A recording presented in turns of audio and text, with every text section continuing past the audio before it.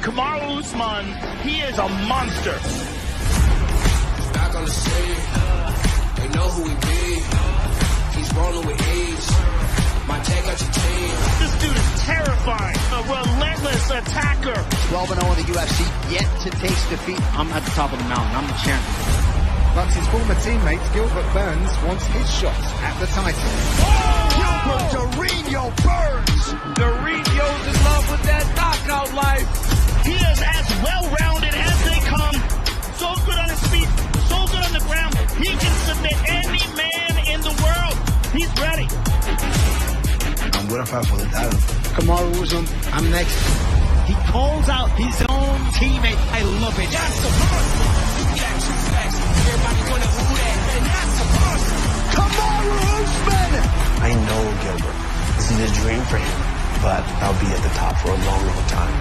It's my job to go in there and put his dreams on hold. And that's the first. Gilbert Dorino Burns.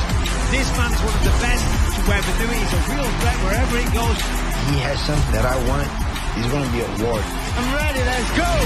There are no friends when the title is at stake.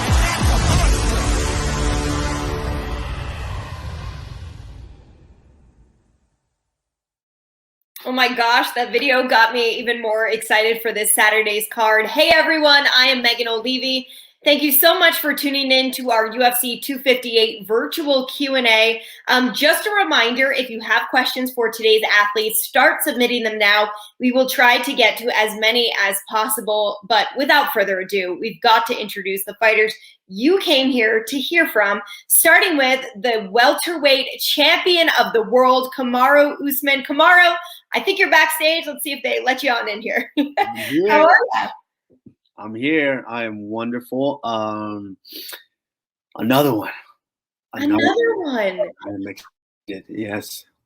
You know, it feels like you just kind of competed, even though it was last summer. How does it feel to you? Does it feel like it's been a long layoff?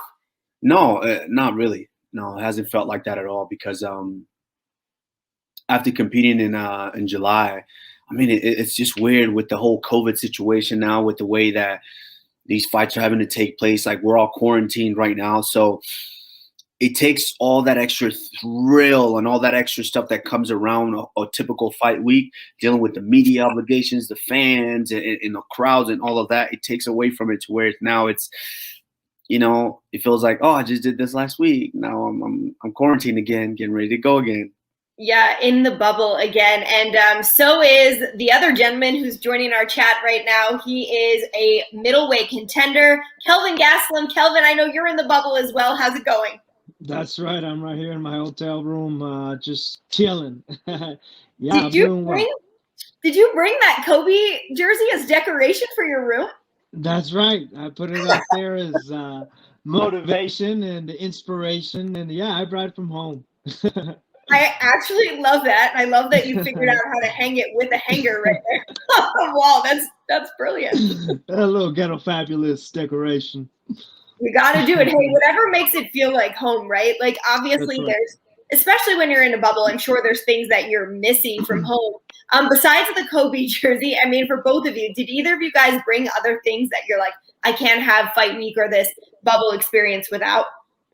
I always bring my PS4. You know, it makes me feel like I'm right at home, and like with the jersey, I always try and bring something that kind of makes me feel right at home, and really, I do feel really good. I feel really comfortable right now. Like, I made this my own home now, you know, for the week. It's perfect. What about you, Kamaru? No, not necessarily yet. I didn't, we just got here. I didn't bring my PS4, so don't have that. Yeah. But I think as the days roll by, it'll start to feel more like it when everyone from my team is here, and we get some games going, some dominoes going, or or Uno or something like that. Yeah. I love it. You can come get some too if they let you out your room. You can come get some too. You know, I've been known to win a few Uno games. Really? Don't challenge her to a Connect 4 game, because that went horrible one time for me.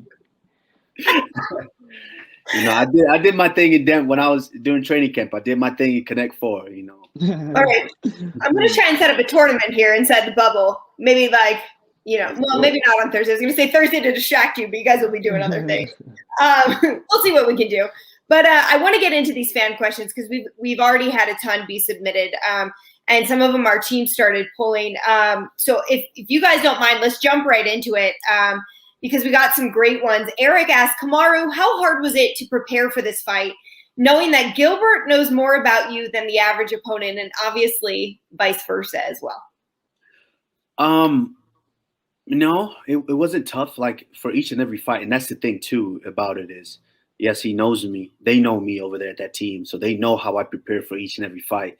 And they know that I'm not just so, oh my God, I don't work. I don't put the work in. It's a different story when someone's a slacker and they get out there and they get lucky in fights and, but it's another story when their person is a champion and they're the champion for a reason because they put the work in. And so, it's in that sense, I'm even, more so like, okay, they know what's coming, but at the end of the day, when I step in there, I see no face. He said it himself. He wants what I have. So in that case, I have to go in there and I have to let him know that he's not ready for this yet. How difficult was it? Obviously, physically, it's a big change from Denver to Florida, or from Florida to Denver, I should say. But also, what about like mentally and emotionally? It's not your first time doing camp there, and I know that, but it's got to be a little bit challenging at times because it is somewhat out of the norm still. Yeah, it is definitely. It is challenging. Initially, because now you have to, you got to change your whole way of life. I got into the sport and I went down to South Florida with Rashad Evans and I got accustomed to a certain type of life, certain type of weather, going to practice, a certain type of guys. That's an important aspect as well because your training partners have to know you. You have to know them. So, they know how to watch you, how to take care of you when you guys are preparing. Because you don't want to start going with new guys that don't know anything about you and they're going balls to the wall and you're just warming up and you end up getting hurt or they end up doing something crazy and it hurts you. And so, that's a change and that's always something that's in the back of your mind. And just in general, as human beings, we don't necessarily like change. We like the things that we like and we want to continue to do them. And so having to, actually move and change it was a struggle. But I think that's part of what makes me so strong is being able to adapt. Yeah, real period of growth there. I want to ask you both this question from Silas. Both of you won the Ultimate Fighter. And obviously your seasons were different. But Kelvin, I want to start with you. What was it like for you to win that show, season 17, I believe, and, get your hand raised at the pinnacle of, that show airing and really have your life change in a moment? Yeah, I mean, you can see the post-fight speech. I mean, I was crying my eyeballs out, and because of how much it meant to me, that moment meant to me. It was just surreal, I mean, I was just a young 21-year-old kid that didn't know much about much, and for me, for that to happen at that moment in time, for me, was a big, big life changer. Kamaru, what about for you?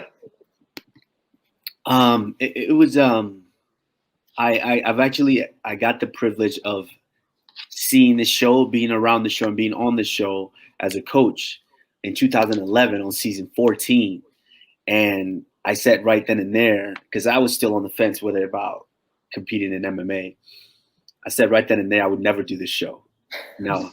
Because what these guys have to go through, being locked in a house with someone that you potentially might fight, where there's no noise in the house. People don't realize how much of a social experiment it is. There's no noise unless you create it. You're just secluded in this house. There's no TV. There's no phone. There's none of that. And you have to just create stuff to entertain yourself. After a while, it gets to you. And I mean, we're living in that big mansion, but that big mansion gets real small real quick. Yeah, and it's a challenge, and I said that point I don't want to do the show, but when the opportunity came up and I needed to step out there and represent my team, I kind of had no choice. I had to go out there and make it happen for us, and thankfully and luckily, I was able to make that happen. Yeah, it worked out for you both. Okay, Kelvin, I have a question from Ahmad Albrizis. I can't say any of these last names. I'm so sorry. Ahmad from social media. He wanted to know what your thoughts were going into the last round with Adesanya. And when I saw this one pop up, I was like, I have to ask that because I want to know what was going into your mind for those last 5 minutes. Yeah, I mean, obviously I had known I probably won that 4th round, so I was going into the 5th round kind of confident. But I think kind of halfway through the round, I kind of don't remember the second half of that 5th round. You know, I was probably semi unconscious. You know, from how many times I got dropped. Yeah, I don't remember much of that round, but I just remember going in there thinking one more round, and I go home a champion. You know, because I know I had won at least one other round, and then the 4th round, and then going into the 5th. You know, the winner takes it. And, you know, it didn't happen for me. Props to Israel for stepping up at that moment. Have you rewatched that fight or do you try to avoid it? I mean, what are your thoughts when that fight is brought up? It's probably my favorite fight just because I had so much fun. It's some of the most fun I've ever had in my life, you know, and I don't know why, but I think the styles just matched really well, and I think him and I just had the time of our lives together. as cliche as that may sound, that's funny. No, we were all octagon side watching. I felt like I was having the time of my life watching you guys. Kamaru, you got a huge smile when he gave that answer. I mean, what did you think about that? I mean, first and foremost, what an incredible fight, and I put that amongst probably the top 5 best middleweight fights I've ever seen in my life. That I think the UFC's ever had. And Kelvin by giving me a heart attack that night. I mean, because it was an emotional roller coaster for me because I was so invested in both guys and knowing both guys, to where I'm sitting there, and I think there's a video. UFC had a camera on us to where me and Henry Cejudo, we are freaking out, like, you know, each and every round in between, and I got to see the warrior spirit inside Kelvin that fight, and it was something. It was incredible, and even being in a fight myself, you know, a couple months after that with Covington, it's just something so fun about when you're just completely raw, you know, in just experiencing that, and you're just, you know, you don't care at that point. And I'm sure you at that point, Kelvin, you didn't necessarily think about, oh man, I'm tired, oh man, this hurts, or I'm in this or that. You're just in the moment, and you're just going, and you're just having fun. And you know, I that's an incredible moment, and I could definitely relate to that. I love that. And yes, it's very hard to watch. I mean, I feel like every time I watch you guys fight, you're always fighting somebody who's just as nice as you, just as talented. It's so heart-wrenching to watch, you know, 2 warriors go to battle, but it's what we do. And, you know, speaking of inspiration, I know that both of those fights inspired a lot of people. We had a question from Jack who asked Kamaru who your biggest inspiration is outside of fighting. My biggest inspiration outside of fighting, I would have to say my parents, my mom and dad. My dad, just because of the hustler that he is, as far as the way that he worked, you know, we never had to complain about anything. It was just a matter of, all right, we need to get this done, and I'm going to figure, if I don't know how to do it now, I'm going to work and figure it out so I can learn how to do it. Just that mentality.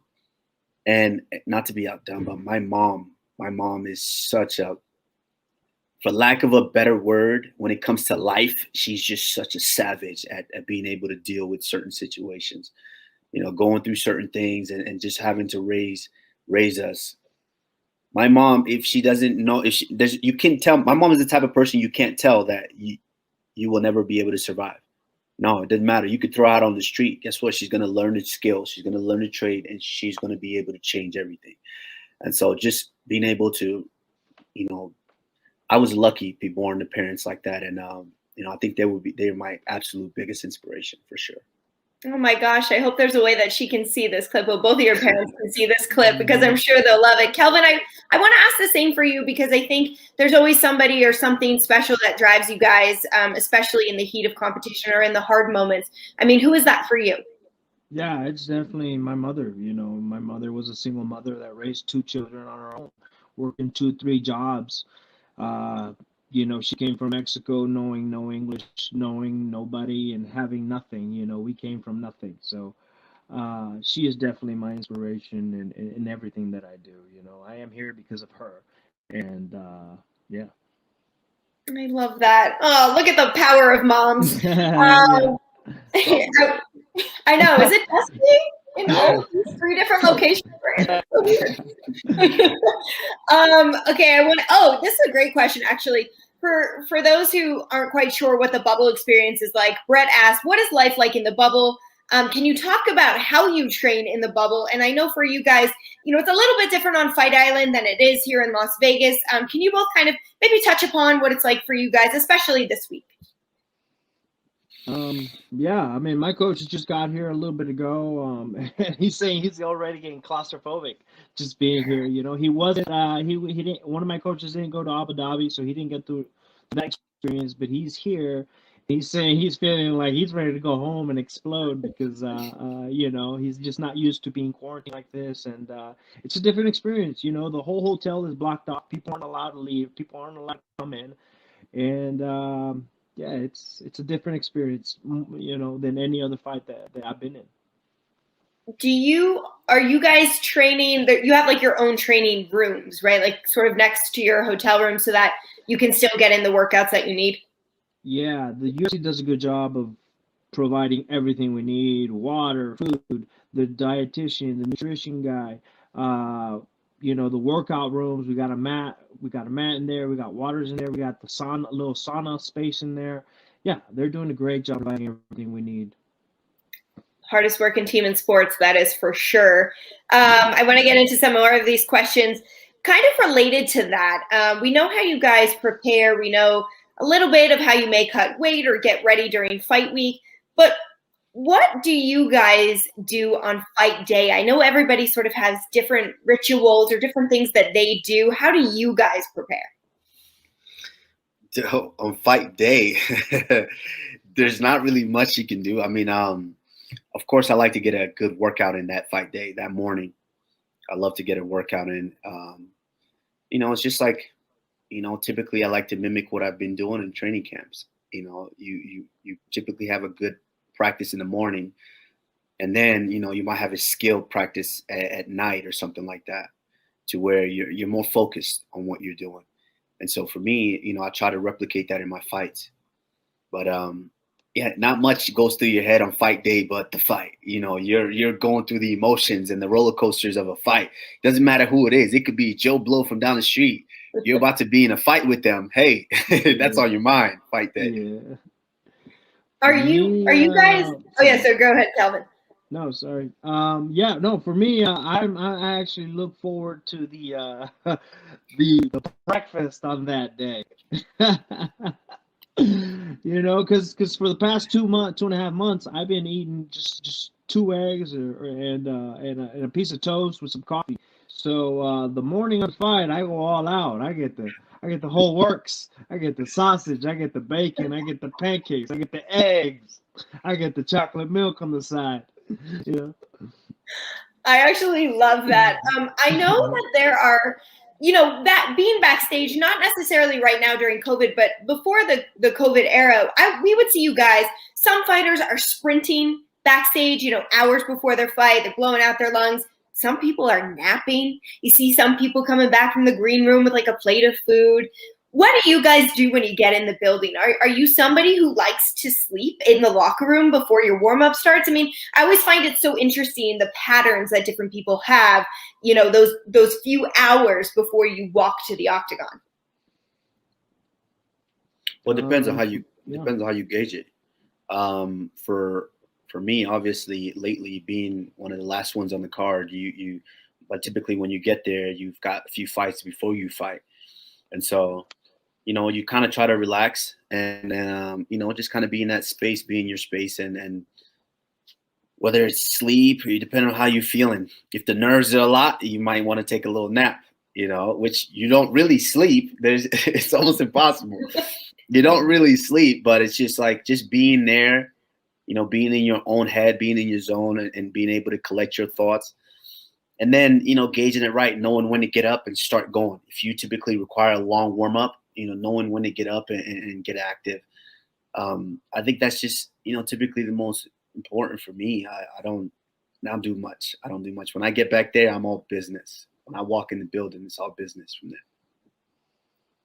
Yeah, I'd have to agree. It's all business. Once I get in that arena or wherever we may be, it's all business. I am 100% focused on my opponent and what I'm trying to do. And I usually just let that breakfast sit all day. I like to go to the arena on kind of an empty stomach, because that breakfast is the only meal that I probably might have that day.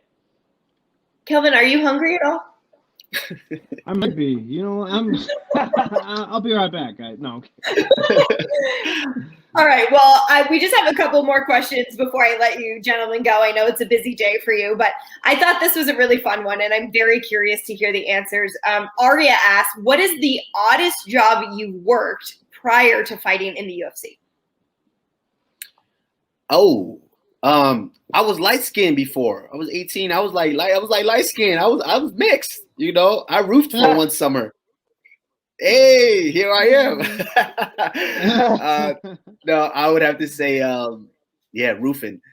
When I was 18, went to college, and then I came back that freshman year, and I roofed that summer with one of my high school coaches, and and it happened to be one of the hottest summers in Texas history.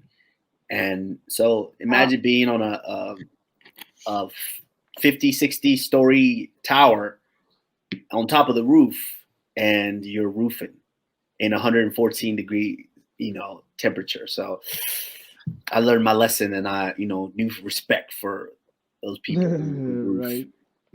I did that in Arizona one summer, but still wasn't compared to the landscaping business that I did for a few years. That sucked. Doing it in the heat, doing it in the Arizona heat in the summers, shoveling gravel, shoveling cement. It was not cool. Yeah, neither of those jobs sound like anything that you'd ever want to go back to. So congratulations on your UFC careers and all the success you've had there, so you don't have to be working on roofs in 115 degree heat. All right, so we have a little segment now where we just want sort of like a rapid fire, where you are going to just give me the first thing that comes to your head. And I'm really sorry, Kelvin, we're starting with what your favorite cheat meal is. So you guys just, I guess, take turns and tell me what your favorite is. Let's go ahead and have a burger. I'm going chicken fried rice from the Thai spot. Ooh, nice. Excellent answers. What about the latest streaming binge you had? Ooh, The Office. Bridgerton. Unexpected. I haven't. Is it good? It's really good. It's really good. Hey, I watch that. I'm into that old English. You watched it too, didn't you? I might have to check it out now. The Office is a classic. Kamaru, I just started The Crown, so maybe I got to follow it up with Bridgerton. We'll I've been seeing that too, and I'm thinking, maybe, doing that too. But Bridgerton for sure was good. It was a good one. These answers are so good. Okay. I think, Kelvin, are you using your phone right now to stream this? I am. Okay. So then I'll just ask this straightforward. I was going to try and see if you guys wanted to pull up the first song that your phone would play on shuffle. But what was the last song you both listened to? Oh, man. Or is there one that's like hitting the vibe in camp that you're like, oh, I put this on and it's helping me through my treadmill sessions or whatever it may be?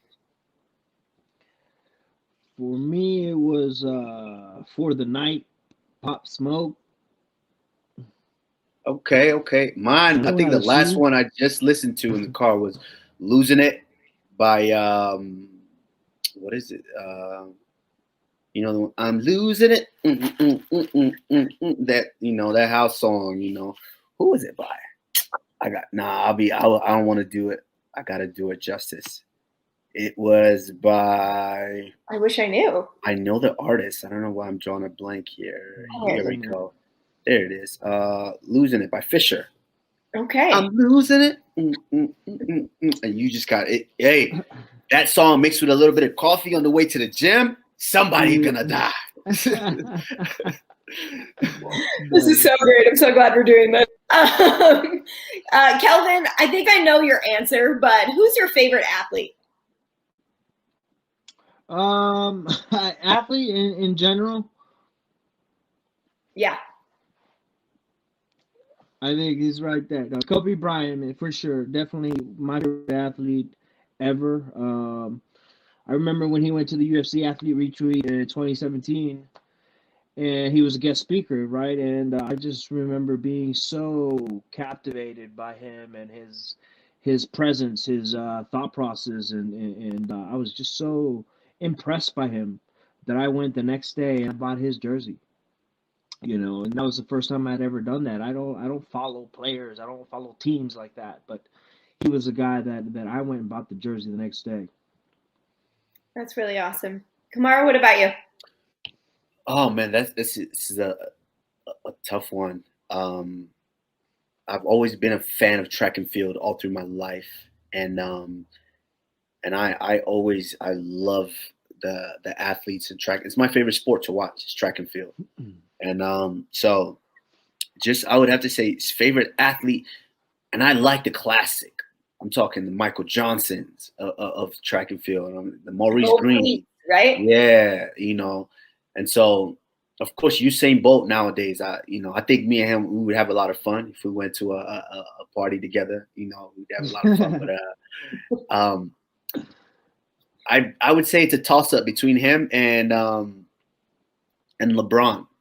Because I think LeBron would be cool too to kick it with, you know. So I'd say they are both, as far as favorite athletes go, they are a toss up. But obviously, I'm gonna throw one in there. The person I would want to hang out with, just spend a day with, do whatever with, Shaq. Right now, we've met a couple times, but I think Shaq we have a lot of fun together. I think that's a good pick. All right, this is the last one of our rapid fire questions. So, what's your favorite place to travel?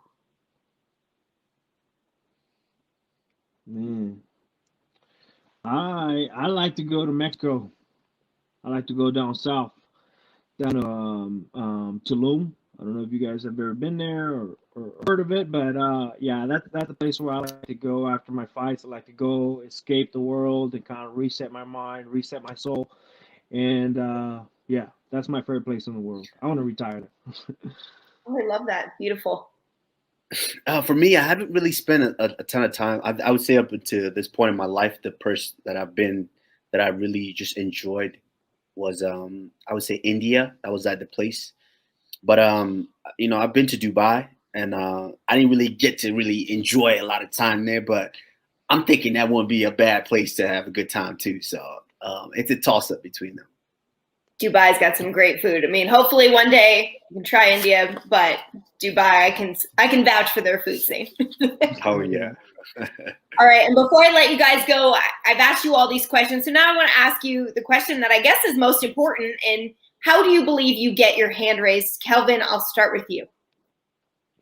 You know, I just know that I put in the work. I know that mentally and physically, I'm ready to do this. I'm ready to be killed. I'm ready to kill or be killed. You know, and you know, I feel like more so, my mind is ready. You know, my past two fights, I feel like my mind wasn't all there. I feel like my mind is more present. My mind is more aware, and I think that's gonna be the difference in this fight.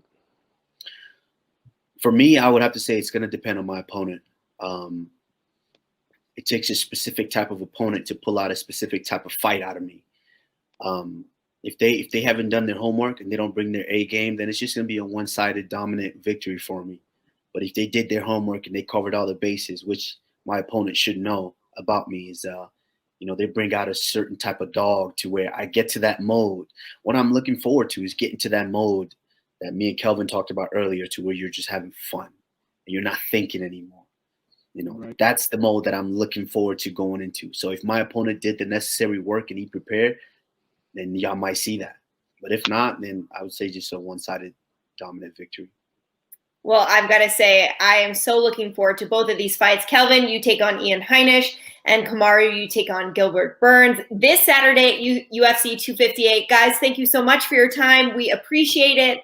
Everyone out there who has watched, thank you for tuning in, and thank you for submitting your questions. They were all really fun. We appreciate it. Good luck to you guys. I'll see you later this week. Good job, Thank guys. you.